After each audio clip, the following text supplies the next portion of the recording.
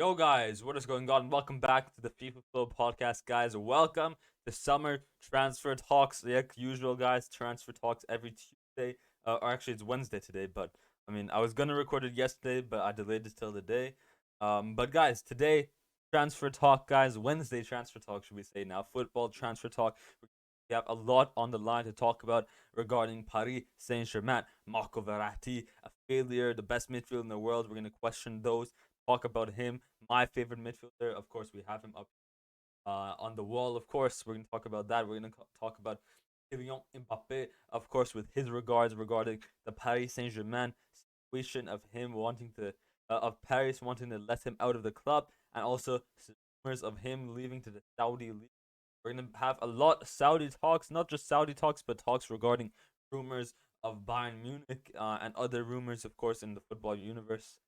What am I saying? The football, I guess, society community is the word I'm looking for. We're gonna talk about that. Take a look at some of the Saudi kind of transfers so far this season. Kind of rate the Saudi transfers. I kind of want to do maybe not rates, but kind of look over the transfers so far and kind of give my thoughts on the fee salaries each guys are making and just overall just the Saudi league in general. And then there's two games we're gonna talk about as well at the end of the podcast, and then of course like usual talk do a quick footy tic tac toe to see my negative ball knowledge. But yeah, guys, today is not gonna be season episode 6. In fact, it's just gonna be we're just gonna have a new playlist. So let me show you guys here. So when you go under my playlists over here, of course, we have the new playlist here, positions of all time. That was the last video 3 days ago, so make sure to go check that out if you haven't. We talked about the best attackers of all time. We have over here Qatar World Cup. We did it during the World Cup football, like if we do video games. We have season 3, of course. We had the Euros over here. We had last season. We had uh, we just talked about leagues. Maybe we should do like an updated version of this. Uh, and then yeah, we're gonna do another one. It's gonna be summer talks, I guess. Summer transfers and stuff. Um, but yeah, something like that. We'll have one like I guess kind of summer talks and stuff. We'll have that over here. And I'm still planning to do guests, guys. I've said it before, like 2 weeks ago, that I'm planning to do weekly knowledge football stuff. But man, I'm so busy usually because like this week I have to record 4 podcasts. Actually, I'm not that busy, but like I'm just tired because like one day I go to play football, the next day I'm just exhausted and stuff. So I'm trying to enjoy my break, guys. I'm trying to enjoy, it. But at the same time, I should be keeping you guys updated more on here. But yeah, hopefully, maybe I'm planning to do another podcast tomorrow. I was gonna do best midfielders of all time, but we might. I'm going to Europe next week. So I'm thinking of saving the best positions podcast videos for when I come back from Europe, maybe whilst I'm Europe, and then I guess for now, for the next week, we'll talk about it at the end of the podcast. But yeah, right now it's not season 3; it's going to be summer talks, guys. And as I said, I'm still hoping to do a weekly football knowledge videos, and at the same time, I also want to kind of update the league podcast videos as well. So maybe like when I come back from Europe, I have 2 left before university. We're gonna finish the best position series. We're gonna also maybe do episodes like 3 episodes on Ligue 1, La Liga, and the Premier League for league podcasts, and then I guess yeah, some more football knowledge podcasts, and also um transfer rumors like videos like today's video. So yeah, a lot going on, a lot going on. So I'll review what I just said at the end of the podcast as well. So you guys don't get distracted or confused. But yeah, for now, let's get into the actual video. Talk about the transfers. Let's start it off with Paris Saint Germain, PSG with Marco Verratti. Let's go ahead. There's a slide. Yeah, I think it's this slide here. So no, it starts from here. Oh no, here. Oh no, here. Starts on this slide here. There we go. The exclusive Marco Verratti to Al Hilal deal at advanced stages. Saudi club now closing in on an agreement with Paris Saint Germain for the Italian midfielder. 3-year contract offered to Marco Verratti. Documents to be prepared. Check soon. Here we go soon if all goes to plan. So of course, and my favorite player, man. I kind of started watching Paris Saint-Germain because of Kylian Mbappe during the World Cup 2018. I like saw like of course the World Cup. Even though I wasn't that much into football back then, you have to hear a bit about the World Cup. And then near 2020-ish, I started getting way more back into football than when I was younger. And of course, during World Cup 2018, of course, Kylian Mbappe being the big star back then, he kind of caught my attention. I was like, what club does he play for? PSG, and that's kind of slowly how I became a PSG fan. So, so that's one of the reasons there. And but that doesn't technically just because Mbappe brought me into becoming a PSG fan. It doesn't mean Mbappe is my favorite player. If Mbappe goes to Madrid, I'm a Madrid fan. It's not like that. After watching Madrid for many years now, Marco Verratti, man, the best midfielder, our best player. You can even actually that's false. Mbappe is our best player, but one of our definitely like our second or third best player at the club the past 4 or 5 years. Actually, named also up there third player. I'd say third best player at the club, man. Technical ability that this guy offers.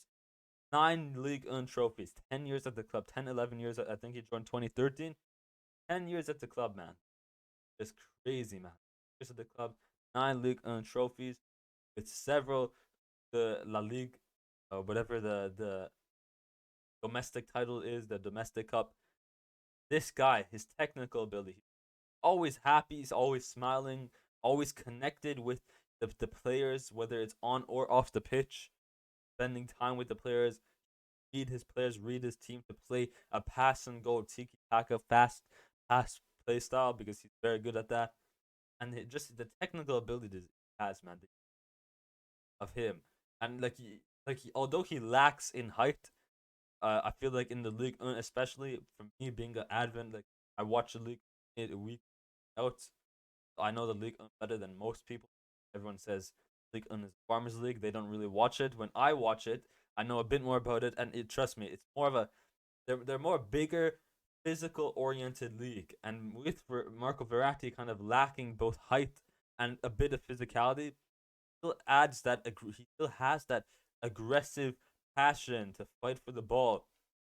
Defensively, he's great at his explosive running style, like to get the speed in a quick 2 seconds is crazy. It's crazy. His ability to read the players, to mark the passing lanes, his interceptions is one of the top best out there.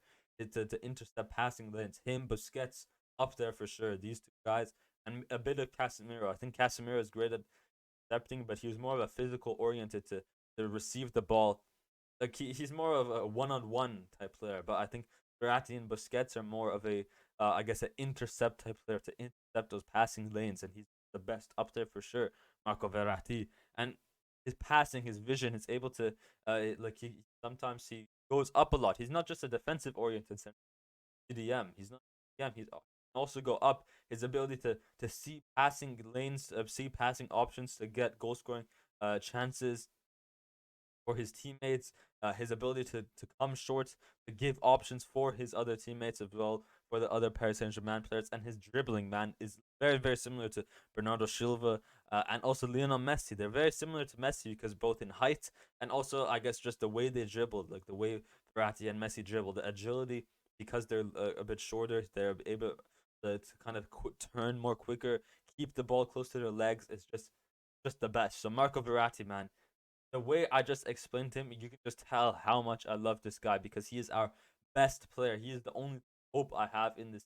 Now, the rest of our team, mudded. Mbappe, we have the situation with him, a PSG wanting to let him go. Marquinhos, over the past two seasons, man, ever since getting knocked, ever since um that Copa America final as well as the round of 16 against Real Madrid, that guy's been cursed.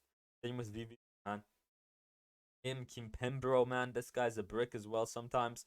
I mean, he was injured for a lot of the season, so honestly, I rate Kimpembe, I rate Kimpembe, but compared to Verratti, man, is on a whole separate level. Our youth squad, man, I really love our youth squad. Xavi Simons, who's unfortunately loaned out to PSV. Fortunately, we talk about that. Talked about that. Hopefully, that video wasn't too. Talked about. hopefully. But if not, yeah, Marco or Xavi Simons is very very good. The young player Vitinha, um, Warren Zaire Emery, and we signed a few more. Ugarte, Kangan Lee, great youngsters who I hope like I like the way that the club is looking at in terms of getting youth players to develop them, um like to give some passion and like hopefully accomplish some good career, a good starting career at Paris Saint Germain. I like the way that we're moving in terms of youngsters, but all of those guys, as much as I love the club in terms of the way we're moving, Verratti's different, man. I love Verratti. I really love Verratti. He's the best player. I'm going there next week, man. 2 weeks, bro. I'm going to see a PSG game as well, the first league game. Please, Verratti, please be there at least. Move at the end of August. The transfer window ends at September 1st, or September 31st. Please move at the end of August, man. Towards the end. Let me go play one more game for PSG so I can be there. Hopefully, maybe if there's a slight chance, I can still get a signature on the jersey as well. Just please, please, Verratti, please. But yeah, that is that, man. Marco Verratti, my favorite player. Go on, more news about him. Paris Saint-Germain won more than 30 million euro fee as condition to give him the final green light and let Marco Verratti leave to Saudi. Negotiations are ongoing. Oh my, everything needs to load now. Breaking: Marco Verratti is closing. All this. PSG consider 30 million euro to be only a fraction of Marco Verratti's value. Paris wants much more. So right now the rumors are that it's a 3-year contract and for Paris Saint Germain will receive 30 million. But my goodness, bro, 30 million for Marco Verratti is probably he's probably the like only hope we have to survive the midfield. After last season, bro, our midfield was like it was just horrendous, man. So Verratti's are still our only hope. He was injured towards the end of the season, but still, like now that he's recovered and stuff, in preseason, he's our only hope still. So 30 million, no ways, man. 80 million at least. And like the only reason because like you can't just let him go for 30 million. You transfers like this. Renato Sanchez close to leave PSG. We're losing one midfielder. At least give him a chance, man. He was injured most of the season. And then this guy here, man, this random guy, Malcolm. I don't know, maybe he's from the streets and I don't know about him, but from the streets. But 9.5 million deal from this club to Bordeaux, from Bordeaux to Barcelona to Saxelona, 41 million, 40 million for Barcelona to Zenit, and now 60 million for center mid Brazilian from Zenit to Al Hilal. And they want to pay half of that to PSG for Marco Verratti for our best player to revive our midfield, man. We're having midfield troubles, and they think that we're gonna sell our only hope in the midfield for 30 million when they just bought someone for 60 million. My goodness, what are they thinking? So 30 million way too low, at least 60, 70, 80 million. Another thing you have to think about is does Paris Saint-Germain really consider taking the deal? Of course, they're considering to take a deal for 60, 50, 60, 70 million, but at the same time, yes, like, oh, we're going to get a lot of money and we're losing one of our best players, but that has to mean that there must be some sort of backup replacement that the club has in mind that hasn't been rumored or leaked yet. So I don't really know. But as of now, man, 30 million, 30 million is way too low because we don't have, he's our best player and we don't have a replacement, at least as far as social media knows. The football world knows, the football community. Fabrizio, he hasn't said anything about replacements for Marco Verratti.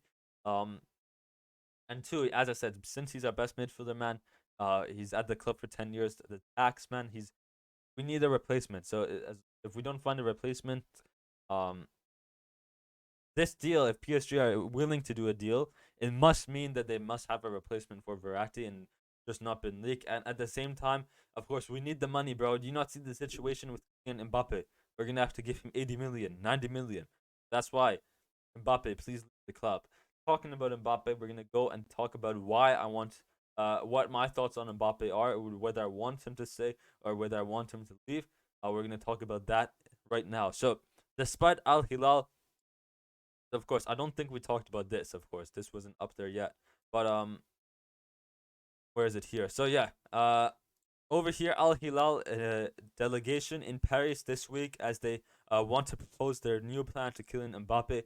Chance to join for just 1 year, then leave in 2024 for free to Real Madrid. 200 million fixed salary plus commercial deals, image rights up to 700 for 1 season at Al Hilal in the one league, in the Saudi league for just 1 season. PSG sources still feel he agreed with Real Madrid.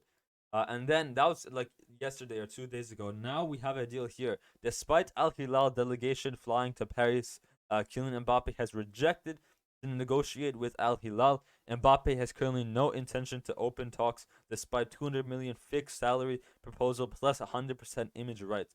PSG convinced that Mbappe agreed terms with Real Madrid. I think that as a PSG fan, as a fan of the club and not just Mbappe, I think a fan of Mbappe. When you look at this as just a football perspective, not a club perspective. Oh, because I support Madrid, Mbappe should leave. As a football fan, for the player Mbappe, for his career, for himself, for Kylian Mbappe, for the person Mbappe himself, a move to Madrid would change his career forever.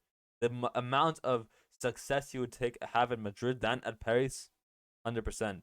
So when I talk about only Kylian Mbappe from a football perspective, not a club perspective as a PSG fan, as a football perspective, leaving the club for Mbappe is the best choice. Now, when it comes to a PSG fan perspective, it really goes two ways here. It really goes.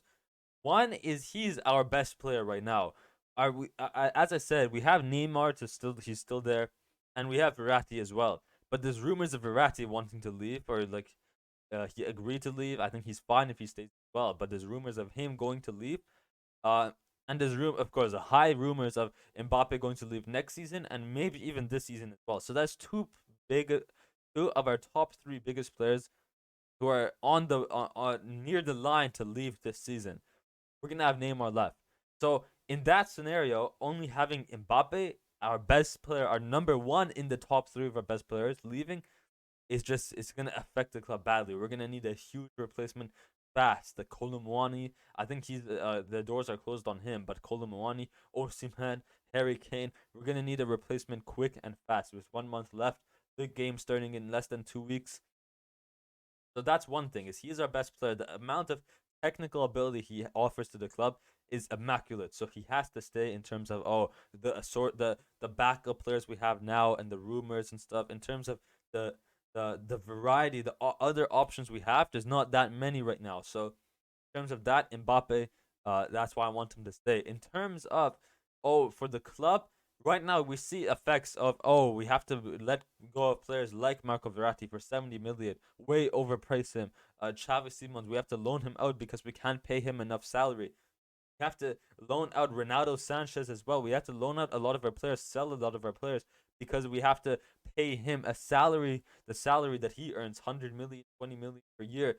Plus, on top of that, loyalty bonus from the last huge, most outrageous contract from last year, 60 million for 1 year last year, 70 million if he stays this year, 80 million if he extended, which he didn't. So terms of economic stuff, we have to sell him so we can expand room to buy other players. Because right now, do you not see what's going on right now in terms of financial fair play? It's not looking good for us because um we have to pay this guy like this fraud, Kylian Mbappe turtle, maybe somewhat a fraud, but also our best player. So I'm still like 50-50 on him. In terms of economic situations, we have to sell players to get more wage room, wage money and stuff to afford this guy, man. That's how much it's costed the club. We have to sell other players just for him. So economically, I would like to sell Mbappe to let room for youth players like Xavi Simons, our best youth player, to stay at the club, like Renato Sanchez to continue to stay at the club, so he can to prove himself that it wasn't just because of injuries last season that he was this bad. Um, on top of that, room to give to bid on players like Harry Kane, like Kolomwani, like Bernardo Silva. So when it comes to economic situations, you can say like, oh, we're owned by a Saudi club, that we have all the money in the world. It's not like that though. Yes, it's kind of like that, but at the same time, that organization in the Saudi don't want to invest too much on PSG. So there's still a limit to the wages they want to spend, the amount of salary, the wages and stuff like that. There's still those do come into fact. Yes, we have the oil money compared to other clubs, but there's still a maximum limit. There's still like some sort of maximum limit. So in terms of economic situations, I'd like him to leave. In terms of the situation that the club is in, the other options we have as well, like he's our only hope left. So it's really a 50-50. But yeah, that is my thoughts there, like on Kylian Mbappe. Let's go to our first game. I did not watch the first game, nor did I watch the highlights, bro. Do you think I want to watch the highlights against Al Nasser? Yes, they're a good team, but still, I don't feel like watching that at 3 a.m. in the morning. And it was 0-0 anyways. Maybe if there's one goal or two goals, then I'd watch the highlights. But if it was 0-0, what's the point of watching the highlights? Yes, we also had a friendly game in Japan, but that's a Japanese team as well, so not in nothing better there. But taking a look at what Luis Enrique said after that, let's just take a look there and give my review and analysis here. Luis Enrique keeps a close eye on everything. None of the players is an indisputable starter in his eyes. On the subject of Mbappe, he prefers not to broach. I've never heard that word. The subject and stays out of it. Okay, he doesn't want to talk about it essentially. So that is that. There's one more thing. Luis Enrique after the game, I saw some very interesting things in terms of positioning, pressing, and rhythm of the ball. Of course, as I said, the way that this guy plays back in his Barcelona days, he wants to play a rhythm, have a good tiki taka pass and go rhythm. So 100% he's gonna say that. Of course, there's obviously room for improvement, but I'm satisfied. So as I said, I didn't watch the game, so I'm not quite sure like why he said like how he satisfied the way that we play. Man, we play so defensively, so slow. We need to play more pass and go style. So I think he still wants to involve that in the team. But but yeah, honestly, you can definitely tell he wants to there's room for improvement. The way the positioning, pressing, he's keeping these in his mind because he wants to see all positioning, uh, positioning because when you play a tiki taka pass and go style, you need to be able to give clear, good options for your teammates. So he's looking out, oh, are the players coming to support the player with the ball? The positioning to have good rhythm with the ball, tiki taka pass and go build up. Are they pressing to get the ball back quickly? You see Busquets, Messi back then, he used to drop back to press more to get the ball. That type of stuff. Are they doing that? Keeping an eye out on tactics similar to Barcelona's old tactics that he had. So yeah, that is that over there. Let's see what happens with Real Madrid in the next days and weeks. Let's see if Real Madrid will try to anticipate a deal for Mbappe. So, by the looks of it, of course, Mbappe or Madrid. We're gonna talk about Madrid later on, man. Jude Bellingham, bro, this guy is crazy. I want to talk about him, but his first game during preseason. But in terms of not AC Milan, in terms of Kylian Mbappe, um, in terms of Madrid, right now Madrid do not have a striker. They have Joselu, man. So not looking the best for them. So Madrid are considering to buy a striker. Whether that be Kylian Mbappe, I'm not sure because they've just spent 135 million on Jude Bellingham. I think that Mbappe is gonna stay at Madrid or at Paris for one more season, and we will not let him go with a fee. He's unfortunately gonna be leaving for free. And I think instead, yes, Madrid need a striker, but I think they're gonna wait 1 year. They're gonna be patient. Maybe at the end of August, they're gonna see how preseason go, how the first two games of La Liga go in August, and if they need a striker, they're gonna go bid at the very end of the transfer window. But if they don't need a striker, they'll probably either keep Joselu, maybe look out for a more cheaper option, and then next year, of course, get him for free. So I think it goes two ways. It either that because if Mbappe stays, we're still gonna start him 100%. He's the best player of the club, and he could sue us if he doesn't. So it's gonna go two ways. Either it's gonna be a very late buy, or Madrid are gonna it's gonna be a very late buy because Madrid don't really know the system that Joselu is he gonna fit the system? Good goal scorer, is he gonna fit the club well? Is he gonna be a good goal scorer for next season? They're gonna wait like 2 3 more games, see good, keep him, and Mbappe will stay at Paris Saint Germain and then go on a free next year, and we won't get a FIFA and it will be economically disastrous. Or Joselu fails in his next 2-3 games in preseason and maybe La Liga, and then it goes another 2 ways there. So 3 ways where either Madrid will go look for a cheaper option and then get Mbappe for free, or just go all out and get Mbappe this season, end the saga. So it really goes 2 ways. And it also, that second way, it's probably leaning towards more of signing Mbappe rather than getting a cheap striker, because at the end of the season, yes, maybe they're also waiting to look at other strikers who are kind of showing their talents in preseason. But at the same time, if they do wait for Joselu to fit in the system to see how he works out in the next 2-3 games in the next 2-4 weeks, it might be too late by that point. That um strikers might be already dedicated to staying at a club. There might not be that many options left because they've gone to other clubs. So then Mbappe might be the only suitable option and best option for Madrid. So it's really like it is 3 options, but it's like 40-40 and then 20, or 45-45 and 10%. 10% for getting a cheaper striker, 45 for getting Mbappe this season, and then 5 for waiting next season, getting him for free. So that is that's how I see it personally. But yeah, that is the PSG news, guys. Finally, 26-30 minutes of talking about PSG, man.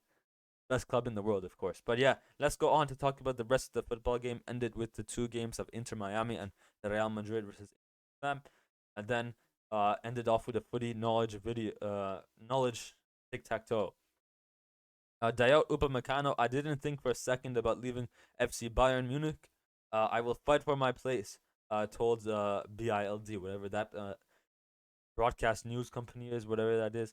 My thoughts on Upamecano, man, had a very terrible season last season. I think they'll still give him a chance, but I mean, it also depends on what tactics. I don't know what tactics Bayern play. I think they play more of a back. They might be transitioning into a 4-back because that is what Thomas Tuchel plays, I believe. But yeah, I'm not quite sure what they play.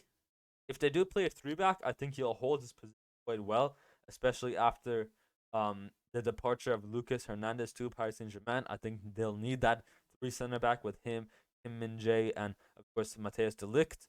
But if they play a 2-back position, he might be in trouble in terms of playing time, because Kim Min Jae and de Ligt, that combo is going to be elite, especially after the season he just had. There's no way he's competing with those two that easily. It's not going to be easy for him. So if it's a 2 center back formation, it's going to be harder for him to get more playing time because of the other 2 opponents he has to kind of compete his spot with. I think they still rotate because they have to rotate, but maybe not as much. And then if it's a 3-back formation, I think he's still going to start as much as he did last season. Hopefully improve after that game against City, man. Upamecano, bro. Upamecano. Manchester City have reached an agreement with Nathan Ake. It's done, set to be sealed in the next days. After talks progressing earlier this week, verbal agreement reached today. New long-term deal in place with salary to be. So, yeah, pretty interesting. Yeah, I mean, when you're a club who had one of the best midfielders, or not best midfielders, best fullbacks in the world, João Cancelo, of course, letting him go, if you're willing to let him go on a half season loan for free with a buy option as well, and they're still looking to sell him as well. When you have that much, what's it called, trust in one player, in developing one player, and you can see that Nathan Ake was there, then when you're willing to let go one of the best left backs in the world, that means for sure that Nathan Ake is up there. And after he showed himself that he was a viable, a perfect, a great replacement for João Cancelo, and what that allows City to do is sell Cancelo to get money to get other players like Josko Gvardiol, which we'll look at in a second. Nathan Ake, man, he had a great season, bro. Great season on the ball. Fits the system, the pass and go system. So, I mean, why not extend him with a salary increase as well, especially after that season? Fits the system, man, defensively, to get back, to mark his man 1v1s, the physical presence he has because of his height. What is he, like 6'1", 6 foot, something like that? Definitely in this. And as I said, on the ball, his passing ability to go up as well sometimes. As I said, his ability to pass, to turn quickly. Because of the system that City play, the pass and go, they always pass, play from the back and stuff. he fits that system really well. I'm not saying João Cancelo didn't fit it well, but when you have one of the best left backs in the world, if someone else, if throughout the middle of the season, man, it looks like Pep Guardiola was transitioning into a more of a three back position, a three back formation. So because of that, João Cancelo kind of had to leave the club or kind of leave the tactics, to leave the starting lineup, and yeah, I guess Nathan Ake, he fits that system well, and they can let go of Guardiola. He fits tactics, four back formation, play him left back. He's pretty solid. Maybe not as solid as João Cancelo would be at a left back, four back formation. But when it comes to a three back formation, that left center back position, Nathan Ake fits much more clear than João Cancelo. So it was mainly because of the tactical change going in that four back formation into like a three back formation that caused the City to kind of to let João Cancelo go and put more trust in Nathan Ake, which worked for sure. Got more playing time. He improved his skills, and yeah, and that was that. So great for him. Have to load. Radamel Falcao, one more to watch for Saudi League this summer. Understand Saudi clubs have started contracts to explore potential move. Yeah, man, Falcao, man, the legend, of course. The streets will know him. Chelsea days, Atletico days, Monaco days. Maybe not the best of the best. Sometimes he was up there. It's very similar to kind of El Shar, where he has one good season, one or two good seasons, prime season, iconic season. You'll know him from the streets. Very similar to El Shar. When is it? Back in 2013, 2011, back at his first stint at Roma before he went to, I think, like a Turkish club or something like that. Now he's back at Roma, El Shawari. But very, very similar. I think he's a great player, great player. I think he's gonna he's gonna be a top player in the Saudi league. Is what I'm trying to say. Fit the system well. Not sure what club it is. Would be cool to see like they already have Talisca and Romarinho, so maybe not Al Hilal, but maybe with Benzema, pair him up with Benzema.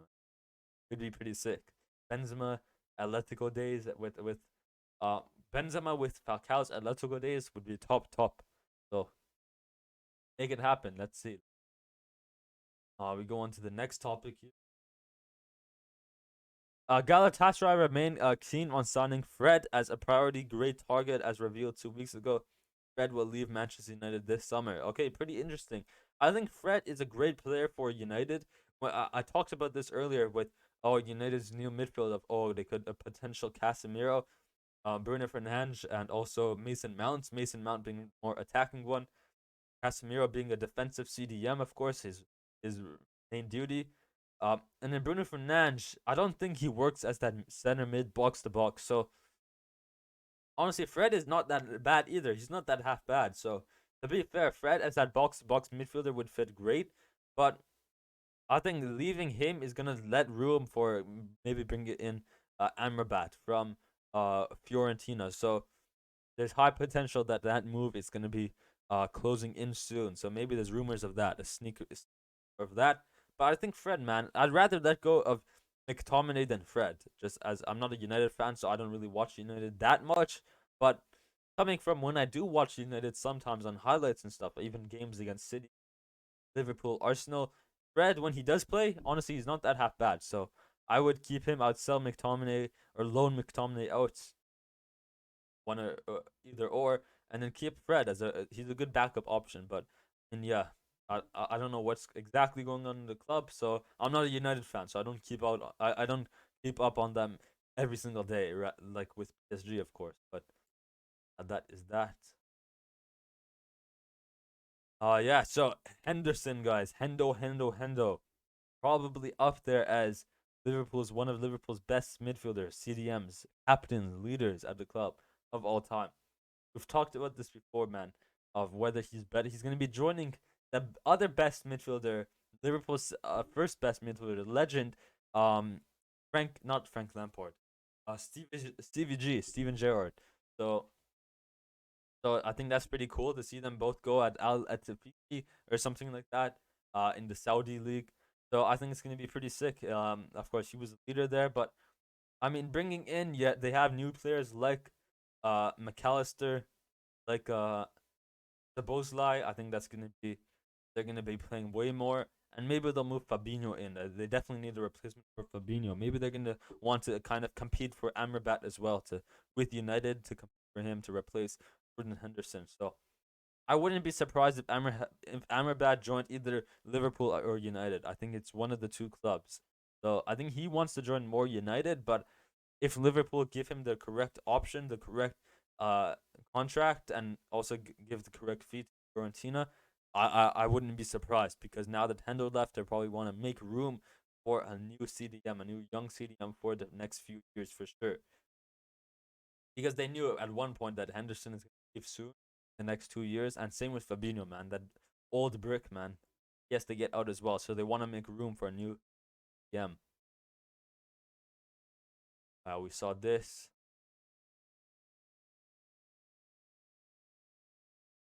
AC Milan will complete the Samuel Chukwueze deal today. It's done since Monday for 20 million fee plus 8 million add-on to Villarreal. Chukwueze will land in Milano around 1 p.m. today. Italian center back Matteo Gabbia will join Villarreal on loan from AC Milan in separate deal.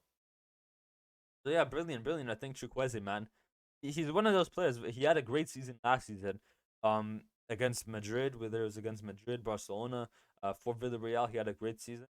One of those players very similar to Rodrigo at Real Madrid, where he either or he's a 50-50. He's not very consistent. He's like young Vinicius Junior. He's like the current Rodrigo.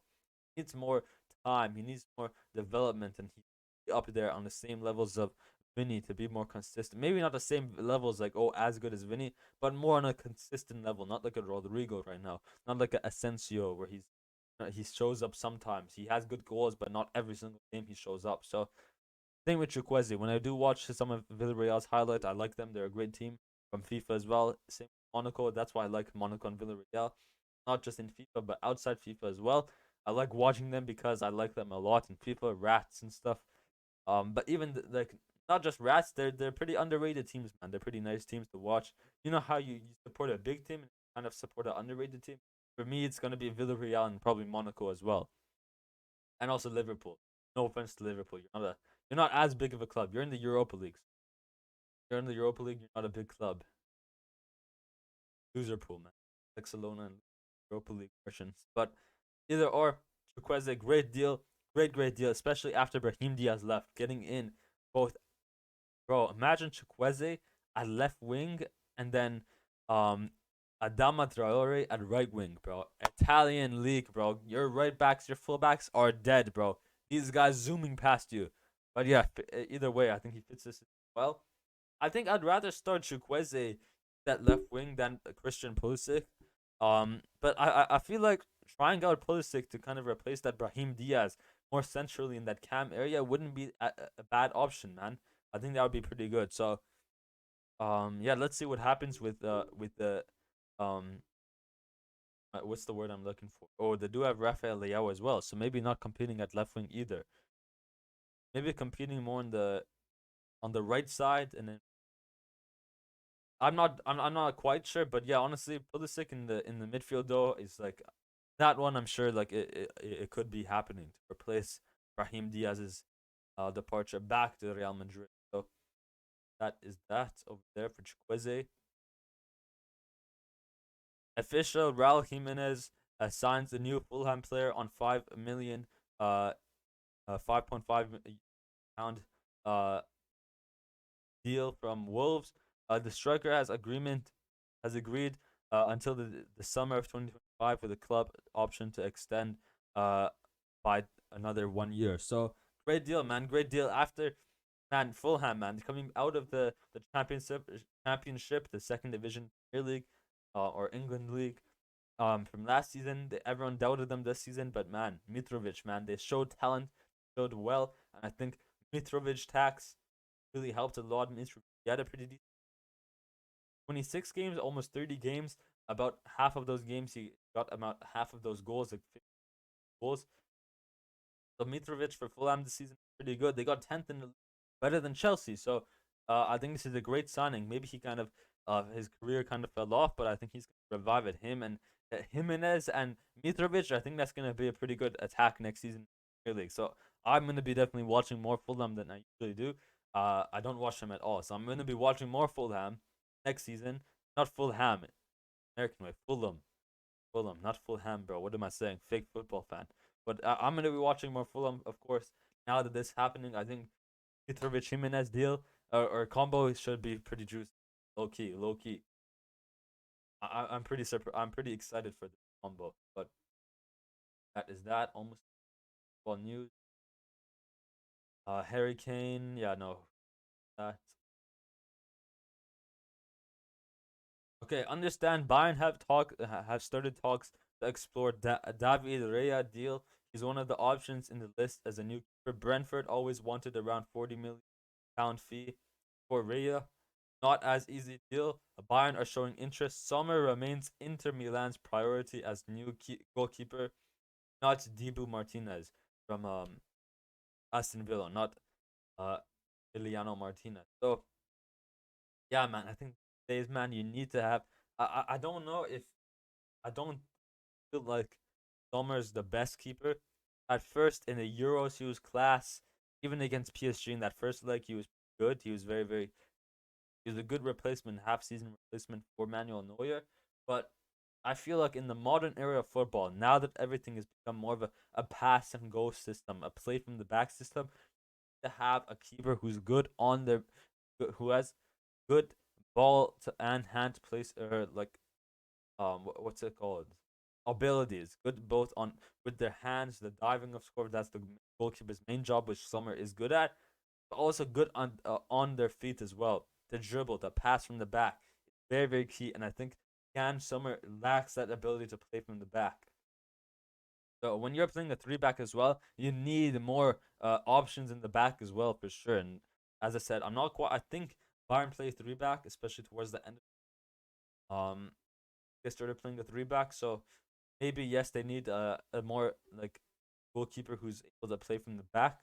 But yeah, I think in the modern era of football, as I said, because of the pass and go possession style of football, the tiki taka, Johan Cruyff, Pep Guardiola tactic football, having a goalkeeper good on the ball is key. You take a look at Manchester United playing from the back a lot of the time, Maguire, De Gea, those two passing. Now with De Gea is terrible on the ball, but take a look at Onana, bro. This guy goes to the halfway line with ease, bro. So no stress. He doesn't have any stress. So uh that's the reason, because good on the ball in modern football you need to keep on the ball to play in the back as well. So that is that. We'll come to the Saudi League at the end of the podcast. Let's go ahead and actually talk about the games first. Ended off with these ones and then Footy tic tac toe.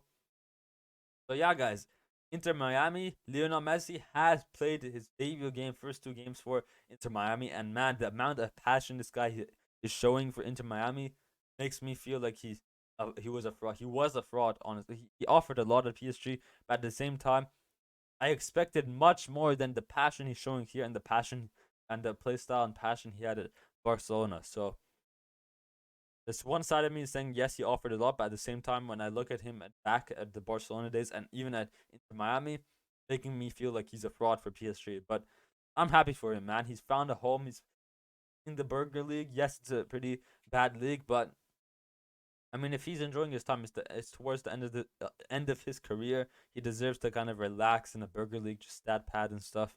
But either way, look, it's not just stat padding, bro. He showed how much he showed how much more better he is than these MLS players. Not just for the Inter Miami squad, even against Cruz Azul, even against at was it Atalanta? Is that the name of the club? Atalanta United.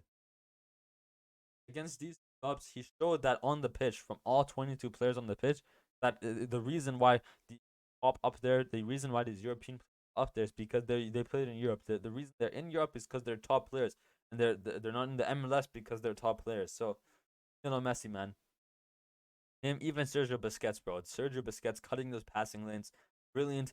The way he was the reason, he was a key factor to the switch, the build up, to quickly switch from the defense, the defending, um, past the Busquets and Busquets passing it straight to Messi, straight to attack. He was the main reason connecting between the defense and midfield to move the ball around, get the ball away from players. He was brilliant in that midfield, both defensively and in terms of possessioning. In terms of possession to keep the ball to get in the build-up play, he was a key factor. Sergio Busquets in that midfield. It's not just Busquets and Messi are doing all the work. The passion, the more I feel like Inter Miami are more confident now. They know, we have Messi, we have Busquets. We're more confident. We're getting Jordi Alba rumors, Iniesta rumors, um, what's his name, Suarez rumors. So they're more confident. They're like, we have the best player. Let's put in our all down. They feel like, because of Messi, they kind of have to play more better than they used to do. But yeah, 94th minute free kick, great free kick. Questionable from the goalkeeper side, but for that dive. But either way, great free kick from Lionel Messi. And even in this game here, 2 goals for Messi, brilliant for Messi. I don't really want to talk about that game too much. I want to leave the Madrid game for last. Let's go back to the news here. Manchester City are ready to make Josko Gvardiol the world's most expensive defender. Leipzig have been holding out for 86 pounds, and that figure has now been met. The offer is now worth 77 million pounds plus 9 million pound add-ons per sports build. So yeah, pretty interesting. 90, that 87, 80, 90 million for Josko Gvardiol is pretty crazy, man.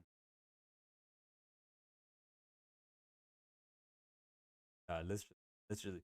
But yeah, I think it's a great deal. We talked about it before. At first, I was questioning like, they already have Kyle Walker, John Stones, and stuff. But at the same time, you take a look at the tactics that Man City play, especially in that second half of the season, going to that 3-back formation, changing from a 4-back to a 3-back formation.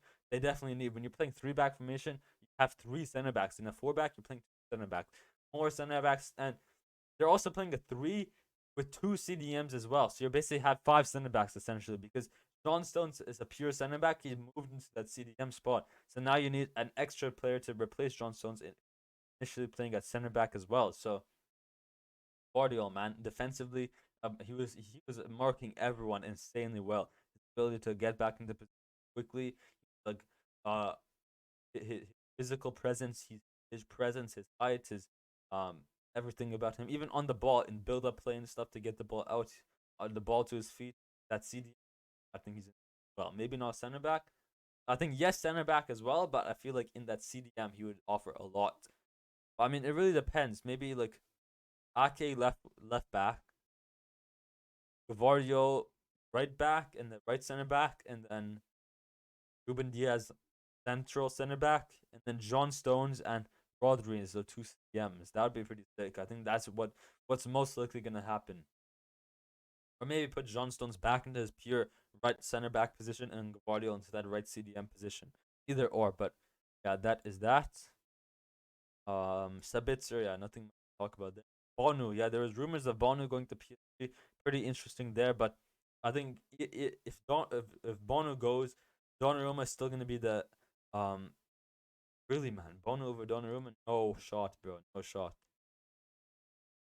no shot. I think Donnarumma is a great keeper for us. It was a bit iffy, of course, in the Champions League last season, and of course, I think this season or last season, first season at Paris, it was a bit iffy, uh, a bit shaky. But I think last year he definitely bought from this before, and I think this year to show more improvement. Having a top keeper who had a great World Cup, even a great season with Sevilla, they won the Europa League. So um, I think it's gonna having two high rated goalkeepers is gonna be a bit of frustration if one of them not gonna start as much. But of course, you also have to understand that they're there as a backup keeper, um, for sure. So if Donnarumma, if Luis Enrique wants to play more of a passing game, Donnarumma might have to play more from the back, and that might cause him some more injuries. So maybe having another top goalkeeper replace is also an option as well for players. And I'm not sure if um I'm not sure if Taylor Navas is back from loan. Was that I'm not I think that was a loan. That wasn't a buy option either. It wasn't even a full transfer. So I'm not sure if he's back from loan, but Yeah, if he is, then I think we don't need Bonu. But if he isn't, then I wouldn't be that mad at getting a backup keeper like Bonu, especially after Sergio. It does make sense because Sergio Rico is also he had like a heart problem, very very bad problem. Our backup Spanish goalkeeper, so pretty sad there to think about it. But so yeah, maybe Bonu is pretty. Now that I think about it, yeah, Bonu's not a bad option. Yeah, maybe we'll talk about Saudi another time. It's reaching the 50 minutes. I don't really want to make the podcast long. Real Madrid, AC Milan.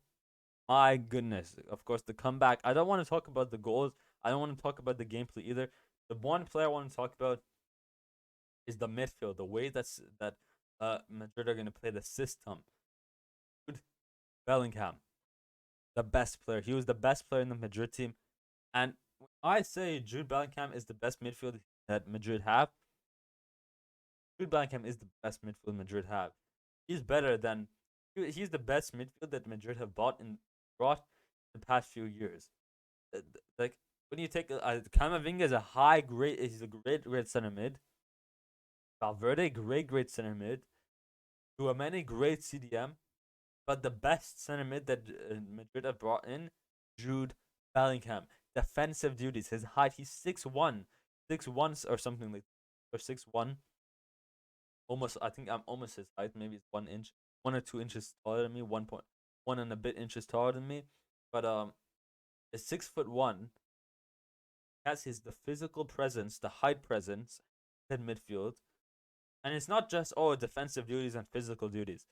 His attack positioning, his ability on the ball was something else, bro. If you see the highlights, I don't want to show the highlights because I don't want to get video copyrighted.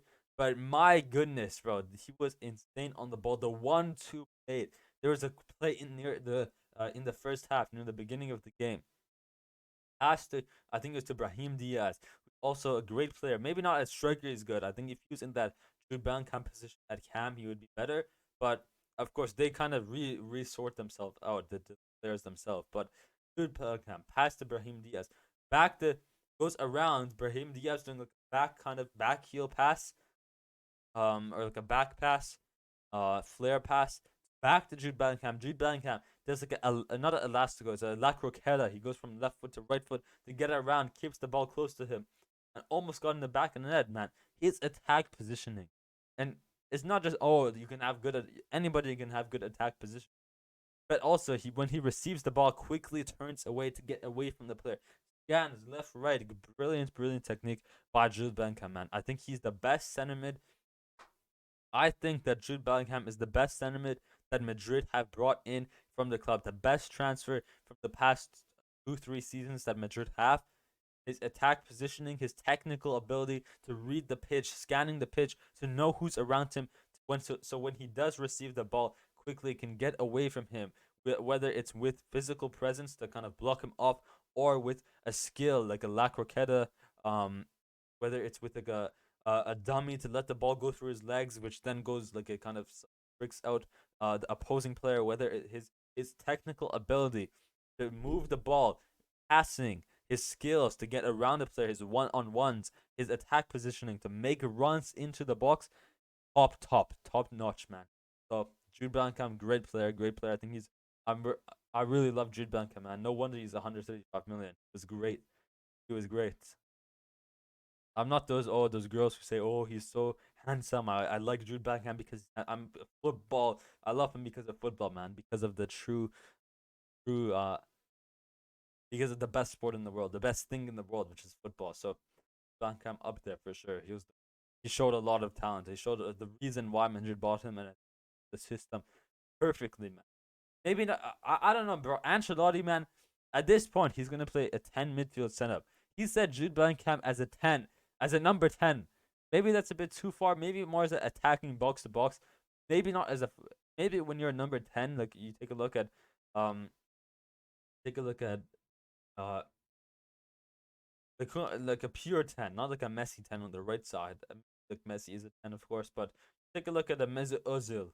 Um, Kind of an Iniesta. Iniesta was kind of more like he dropped back a bit more. You could say, but I think the best like number 10 you could compare it to is like at least the last best number 10 you can compare it to was um Mesut Ozil, who was more of an attacking, a pure, more attacking, a center forward, a cam type player.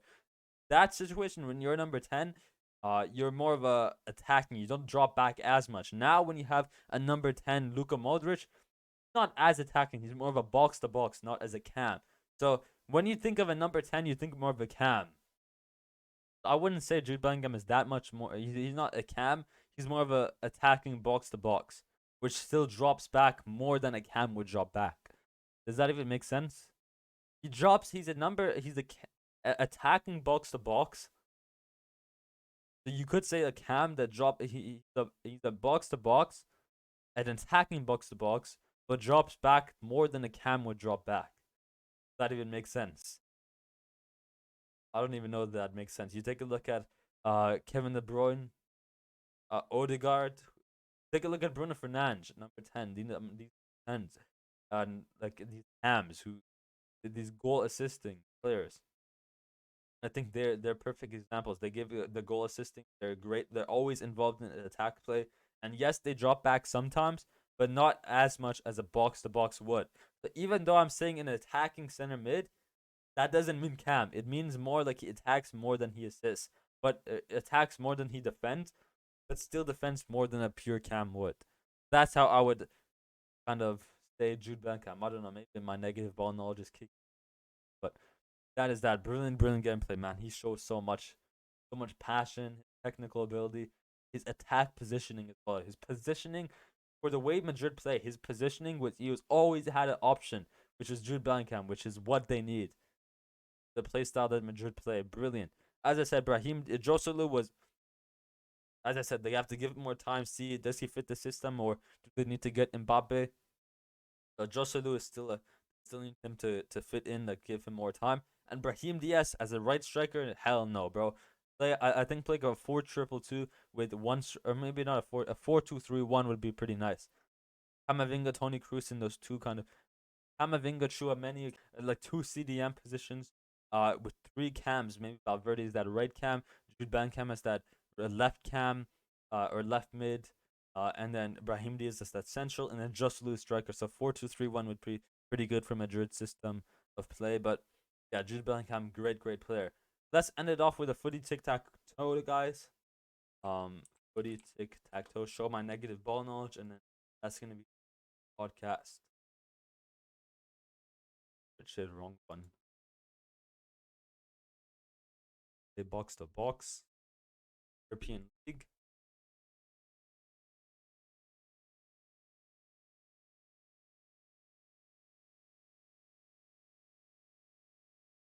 Here's to load, man. I don't know why it takes you.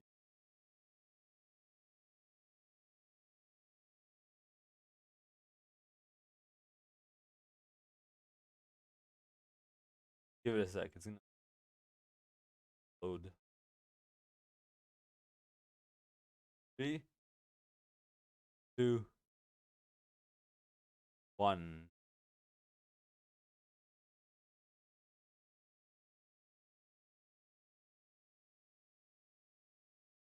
But why doesn't it load, man?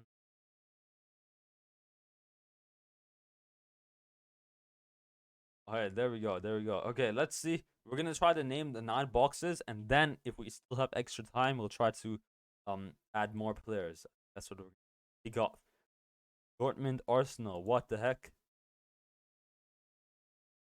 Dortmund, Brazil. Okay, bro. We are in for a game, man. In for a treat.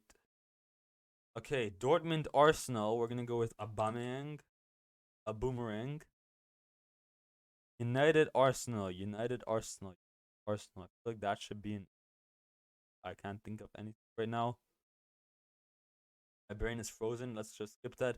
Dortmund, Brazil. Dortmund, Brazil, bro. Oh my, negative ball knowledge. Negative ball knowledge. United, Brazil. Let's just go. SMU, bro. Or Fred could work.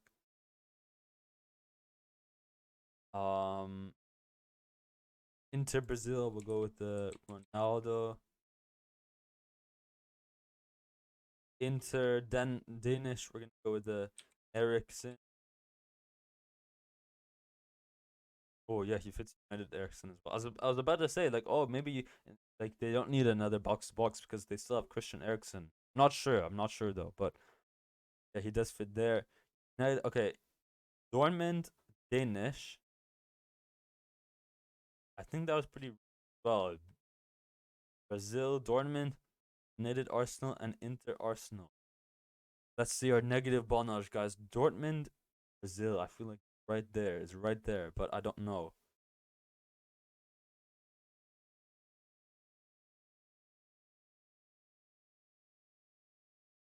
Dortmund, Danish as well. I feel like right there. Did Ericsson? No, Ericsson did not play because it didn't go up there. Just I think it was a midfielder who played for Dortmund recently. Well, in the past 4 3 years, 3 or 4 years. Like not Conrad Lehmann. He's Australian as well.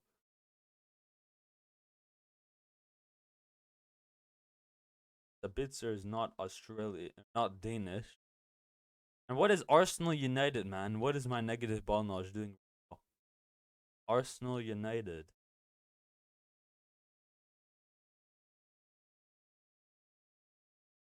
Arsenal United player. Who do you has to be more of an English player? Not many like Inter Arsenal as well, man. But my negative man was Brazilian sportsman. Go see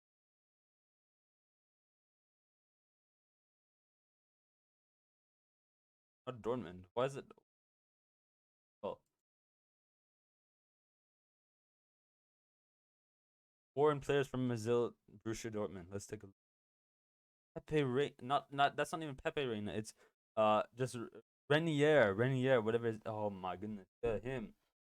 Even midfield. I said something about midfield. Yeah, he went on loan to Borussia Dortmund. Julio Caesar here. Yeah, no, I don't know any of these players, bro. Negative. And maybe Rainier was the one I should have known. Who was the other one? Uh, Danish.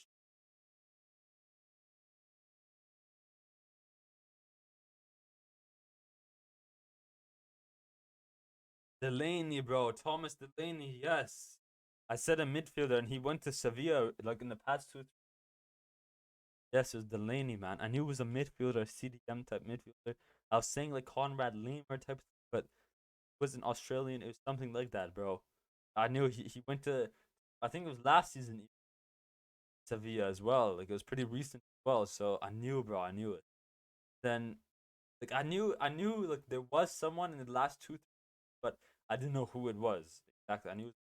Well, I did. There's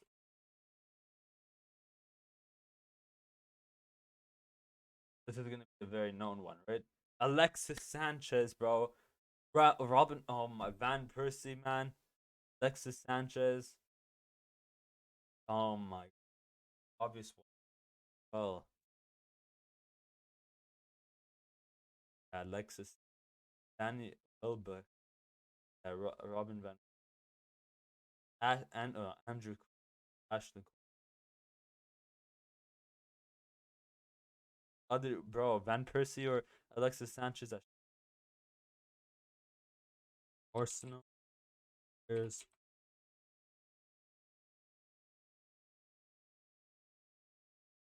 Van Bergkamp. Oh yeah, Dennis Bergkamp.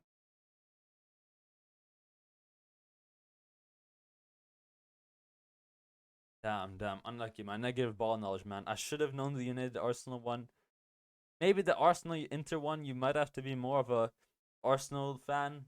Arsenal, or or the legends like who are there, Dennis Bergkamp. Yeah. Now after I saw, now I know. Like, oh yeah, yes, I remember. Oh, he did. Okay? But I think like if I was more of an Arsenal fan, I would know. Ooh, Dennis Bergkamp, a legend of the club. Yes, he also played for Inter Milan. And then yeah, I got I knew there was a midfielder in the past few years too that Denmark that Dortmund had who was Danish, and yeah, I knew there was one. I just didn't know who it was. But yeah, unlucky guys.